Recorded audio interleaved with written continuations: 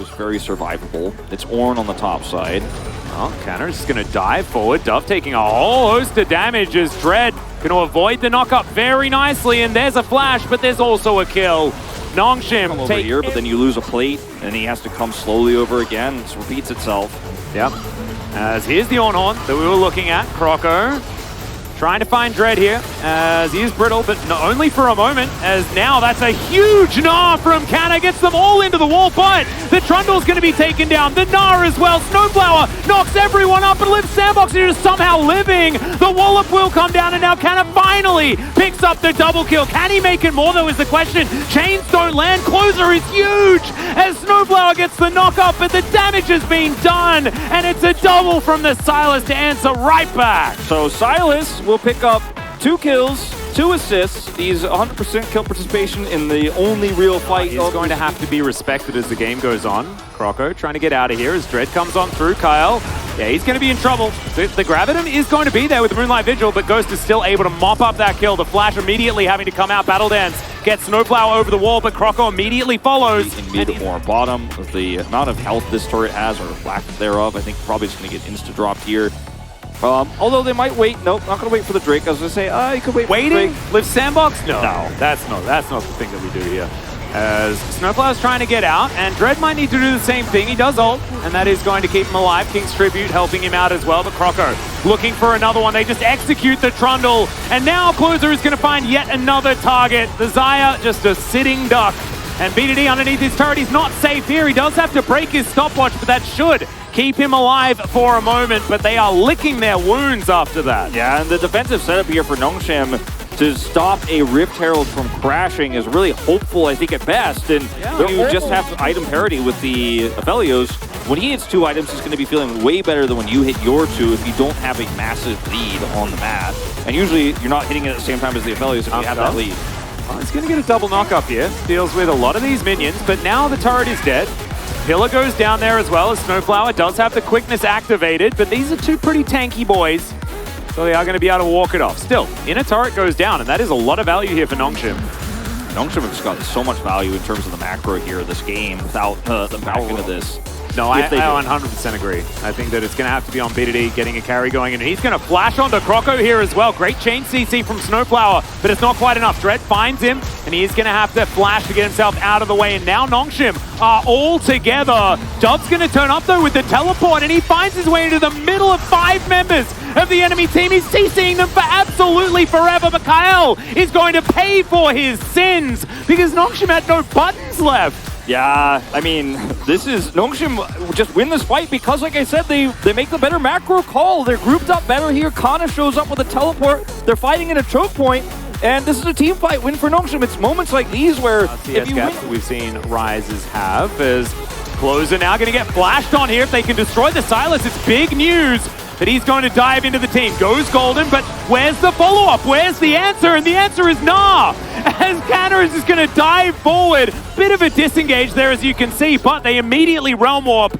to get control of this Drake Pit. And Nongshim, they're making proactive plays, Wolf. They really are, and they're doing it coordinated now. Prince still in a good place to fight. Never mind. This is the Giga Tank once again, but he gets denied by the pillar. Sick play here from Dread. That has really fine timing there for that interruption. So nicely done from Dread. He does secure the Drake as well. Nongshim, where are you going? They're going in. They're trying to hook forward as Croco has to Heartbreaker his way out. Subjugate going to be used. He's just pushed against the wall. He was flashed earlier, and that is going to be a comfortable kill here. Dread now 2-2-4. Sorry, I misspoke when I said Nongshim, where are you going? I meant Kyle, where are you going? He was looking for a hook there, and the rest of Nongshim was ready to catch him. Like, that was... Liv Sandbox thought that was a one exchange. They were like, oh, we're going to push this. We're going to win this. Like, they should have been running the other way. And they still have scaling problems. But you feel pretty hopeful about Nongshim's chances here because their coordination has been better. They've been a little bit more proactive. This is a really great split fight here. Kana can keep Croco and Kyle out. Sylas just doesn't have any peel. Prince doesn't have the right guns for a fight here. Also, Kana could have gnawed the other way. Yeah. And they could have possibly got another kill. Is this... interruption was fantastic to start it up. Because if that pillar hits, then Viego wraps around, he gets a few resets, and it looks beautiful here. But again, Prince not with the right guns for this fight. He's got Infernum and Crescendum.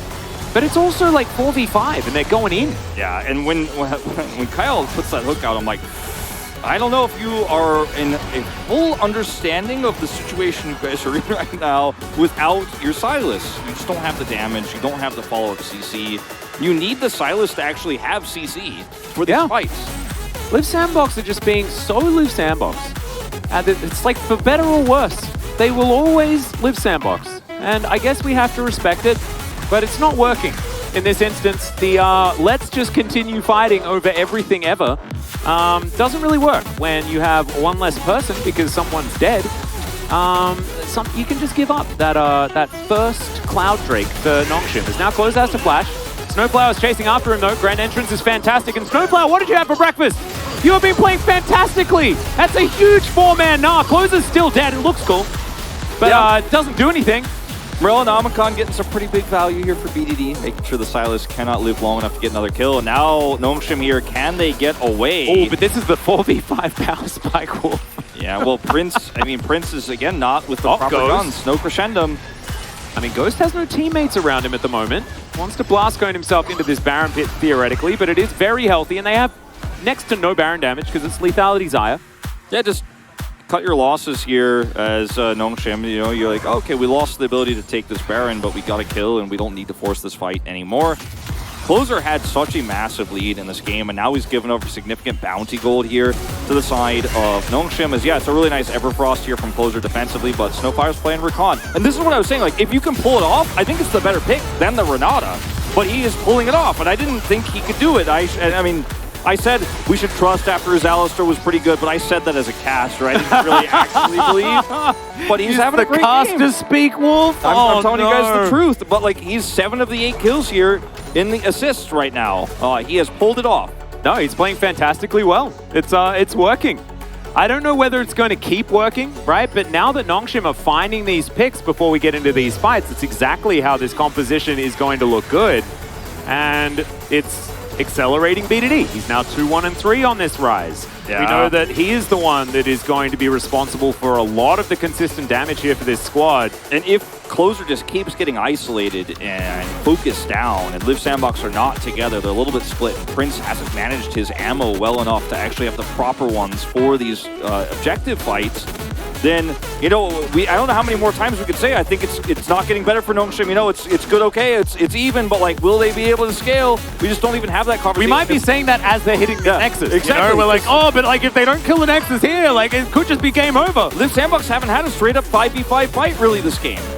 You know, past the early parts of it. You know, we haven't seen one coordinated fight where Prince has red-white guns. He's getting closer. 36 shots left on that Infernum right now. Wants to manage it for this Baron fight if Nongshim are going to start it up, but false sense of security, Wolf. That might be what it is. They're trying to lure Nongshim into a false sense of security. They're like, we've been winning all these team fights. Let's take this one that's a little bit more risky. This might be the moment as Canna is diving forward. Closer picks up the Gnar ulti. That is always a very scary time to be against the Sylas.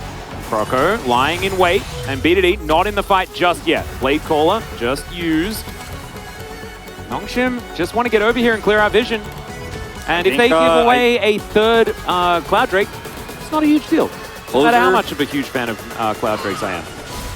All right, Hook is going to connect here as now Canna has to flash to get himself out. Depth charge on cooldown, but the Hop is going to be there. They're just trying to time out Closer's Gnar here. And they're playing it very well. They're playing this super slow. Once he loses that, he'll obviously have a few seconds of time where he can't steal an ultimate away. Live Sandbox is going to trade this for a Baron for base.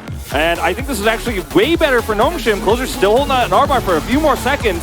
Well, Ornhorn going to come on through there as Dove does find a knock up onto BDD. That's going to break his crown for now. Croco in position for the 50-50. It's a great searing charge for the knock up. The Gnar comes on in anyway as the Aphelios is going to murder everyone and the Baron.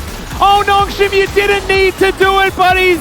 It's not going to work out for you as at least Ghost gets a couple of kills off the back end, but I think it's too much to give up. I think holding onto this Baron is totally fine until they actually hard commit to coming at you. Then you need to leave. They held it for way too long. And now Live Sandbox just going to walk down the finish line. And there is that false sense of security that we were talking about. Nongshim thought that this was going to be their moment. It 100% wasn't. It was a Live Sandbox moment. There is the ace in the end. and these Nexus turrets will just evaporate. Once again, the Aphelios is going to be successful in this series, and we're going to a game 3.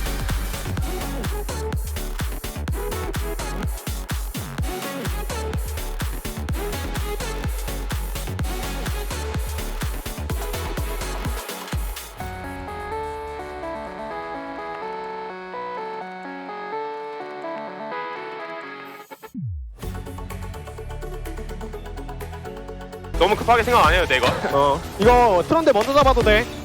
이거 앞에 잡을 수 있지, 녹일 수 있지 않나? 네, 사람들 이렇게 녹여요. 펴줄게 오면. 트런데 먼저 잡아도 돼. 얘들아 천천히. 너무 빨리 락한밖에 하지 마. 안 타나. 락한밖에 안 타나. 어차피. 얘궁 끌어봐. 얘궁 없어. 궁 빨아봐. 나 가볼게 이거 살짝. 오케이. 너프. 야 끝났다. 야 타워 쳐봐. 분야 잘 쓰고. 라칸 나왔어. 나이스. 미안 나이스. 아니야. 잘했어. 괜찮아 잘했어. 야 너무 못했다. 아니야.